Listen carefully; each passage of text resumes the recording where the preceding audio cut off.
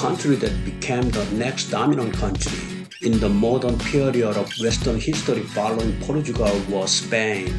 However, if you study historical geopolitics, the history of any country is 70% luck and 30% capability, principles that operate the same way as the principles of individual life. If something goes well, of course we need the capability to do it, but usually luck has more to do with it. The so-called principle of 70% luck and 30% capability was the case with Spain and Portugal. You know what they say, one man played the major role and achieved the great result, but the other person took all the credit for it.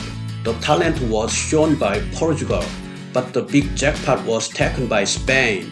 Obviously, it was the Portuguese who built the sailing academy, accumulated technology, and completed it properly, and Spain had the biggest windfall. Spain lost most of its territory in 711, the Islamic occupation of the Iberian Peninsula, by the Umayyad dynasty lasted 780 years. After that, Spain regained its territory in 1492. Reconquista in Spanish and reconquest in English means to regain the land. At that time, the biggest contributor to the Reconquista was Queen Isabella I of the Kingdom of Castile and Leon. As soon as the reconquest was accomplished, a rookie navigator came to Queen Isabella and told her that he would burn a sea route to India and bring her wealth and honor. At that time, Queen Isabella accepted his proposal, but Queen Isabella was a person who knew nothing about sailing.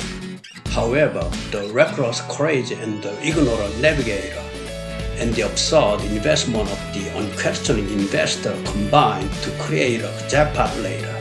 The huge jackpot was discovered on the American continent by an ignorant man, Christopher Columbus, who was Italian, originally from Genova.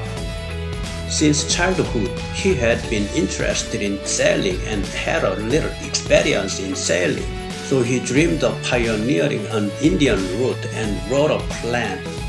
With that plan, Columbus made a proposal to the Portuguese royal family first. However, the Portuguese royal family reviewed it and rejected it because the plan was too absurd and the foundation was not sufficient. And then Columbus offered it to many private investors, but they all said it was an absurd plan and rejected it. So finally, Columbus visited Queen Isabella, and they became the perfect match and the queen accepted the plan. However, this start completely changed the dominant power balance between the East and the West. In fact, up until the point, the East had been ahead of the West in all aspects. The four major inventions of mankind were often said to be gunpowder, printing paper, and the compass. And ceramics and silk were all created in the East. At that time, the Western world didn't even have enough food. In the Eastern Song dynasty, food was abundant because of deep cultivation and double cropping. Until then, the East had been at the top in terms of both population and GDP, but with the discovery of the Americas by Spain, the power balance of East and the West changed completely from then on. Spain discovered and then occupied all the South America except Brazil, Central America, North America, Mexico, Oregon, California, Texas, and Florida. So, since Spain found the hidden half of the land on Earth, the power balance had shifted to the West since then. Spain's luck didn't end there. They annexed Portugal too. Salica law was implemented there, and Germanic law was imposed in Europe, which stated that females cannot be conferred the throne. They called it a confederation where one king ruled the two countries, and also called it a personal union or real union where the same king ruled several different countries.